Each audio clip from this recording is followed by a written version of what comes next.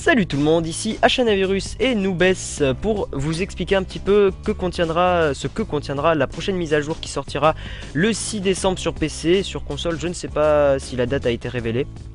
En tout cas, ça sera un bon gros patch de 2 gigaoctets qui va bien nous faire mal à télécharger, mais pour le contenu qu'il va offrir et pour les améliorations qu'il va y avoir, je pense que ça va être excellent. Alors je vais commencer tout d'abord avec les bug fixes qu'il va y avoir dans ce patch. Alors on va faire un petit peu une petite liste, peut-être un petit peu rébarbative, mais on va insister sur certains points qui nous semblent très importants et vous allez voir, vous allez être à mon avis tout aussi heureux que nous. Donc voilà, on va se charger un petit peu de traduire les points les plus importants parce que pour l'instant il n'y a toujours pas de traduction française de cette mise à jour. Je commence. Alors tout d'abord, le chat va être amélioré, il va être plus facile à lire et j'espère qu'ils vont le mettre dans un coin pour qu'il gêne beaucoup moins l'écran. Il y avait des véhicules comme le petit hélicoptère qui... là j'ai le nom qui m'échappe. Little Bird. Le Little Bird, merci Noobes.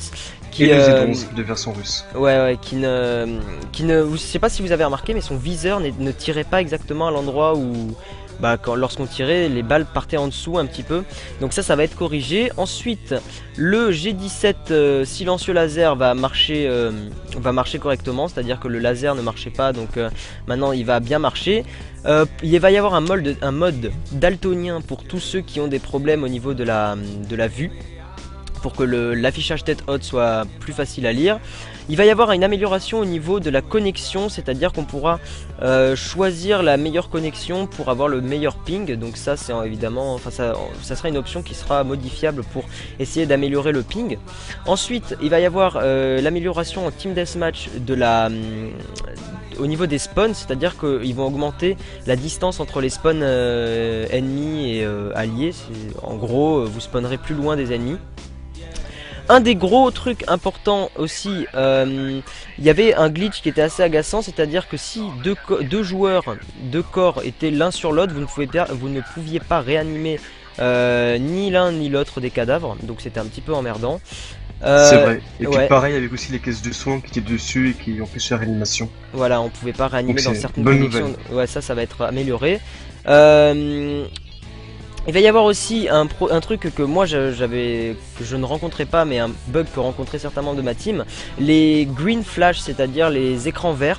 Je crois que ça se faisait uniquement quand on mettait le jeu en ultra, donc ça va être corrigé, il n'y aura plus de flash verts comme ça qui gêneront. Alors peut-être que j'ai mal compris cette amélioration, mais apparemment les armes vont rester les mêmes qu'on change d'équipe ou pas, c'est-à-dire que lorsqu'on redémarrait une partie, les armes se remettaient par défaut de base, si je me trompe pas Noobes, hein. Oui. Et là apparemment ça va être corrigé si j'ai bien compris cette partie de la mise à jour. Ensuite, lorsqu'on va déposer le bipied par terre, le zoom ne se mettra plus automatiquement, donc vous mettrez le bipied par terre, mais c'est vous qui cliquerez pour zoomer. Et ensuite, un avant-dernier truc, lorsque vous mouriez en sautant avec le parachute restait déployé. Et donc ça va être corrigé, le parachute ne restera plus en l'air comme si le joueur était encore vivant. Et pour finir, il va y avoir de nombreuses corrections de crash et une amélioration de la stabilité générale du jeu. Donc voilà, je pense que j'ai fait un petit peu le tour des bugs qui vont être corrigés. Noubel, je te laisse parler du gameplay et de l'équilibrage. À toi. Alors, donc pour ce qui est du côté plus gameplay équilibrage, on va retrouver quelque chose de très important, il s'agit des lampes tactiques. En effet, elles vont être nerfées, c'est-à-dire qu'elles vont plus éblouir à distance, ce qui fait qu'elles seront plus abusées comme elles étaient en ce moment. Pareil aussi pour la visée infrarouge, les visées IRNV, sera extrêmement limitée à du corps à corps. En plus on aura une espèce de brume quand on zoome, on aura un taux d'adaptation au niveau de la rétine de l'œil, ça va vraiment la limiter, qu'il n'y aura plus d'albios ni là, c'est une très bonne nouvelle. On va aussi retrouver une légère réduction de l'efficacité du camouflage thermique pour les vêtements Spec Ops, pour les vêtements noirs, qui permettaient d'être un peu moins visibles à l'infrarouge. Il y a aussi une augmentation du nombre de grenades 40 mm supplémentaires pour la spécialisation des squads, spécialisation de nous-mêmes, qui était grenades supplémentaires. Donc on aura, je crois, une ou deux grenades de plus par rapport à ce qu'on a aujourd'hui. Et aussi la correction pour les mines.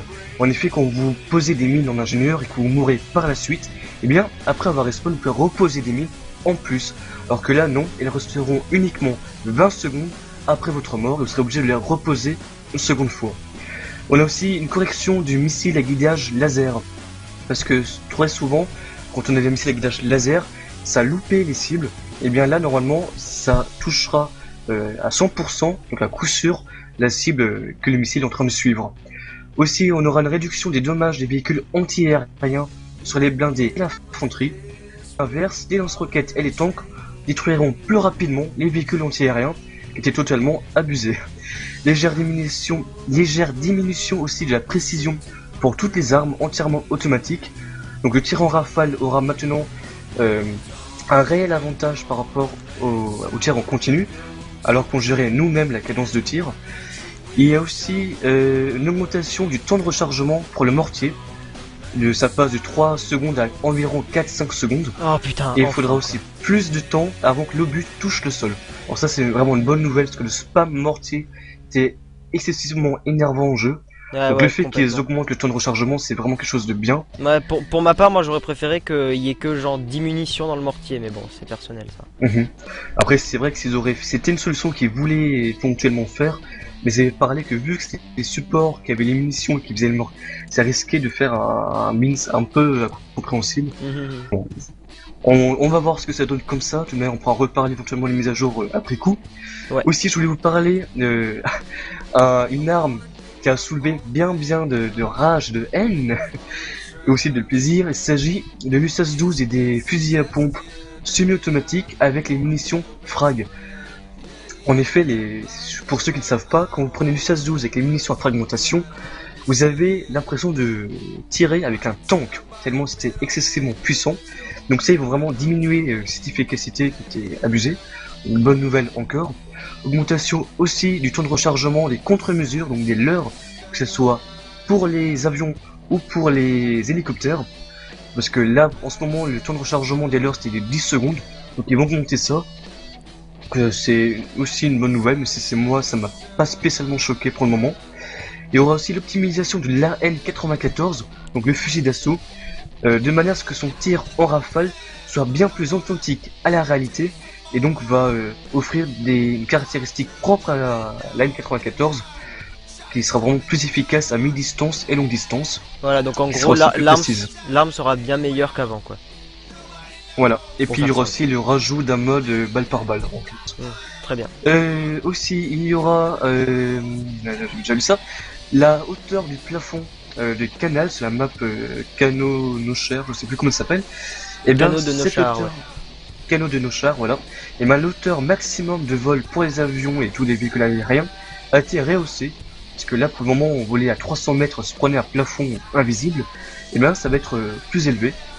Certainement un petit peu comme Caspian Border ou Karg. Donc c'est aussi une bonne nouvelle.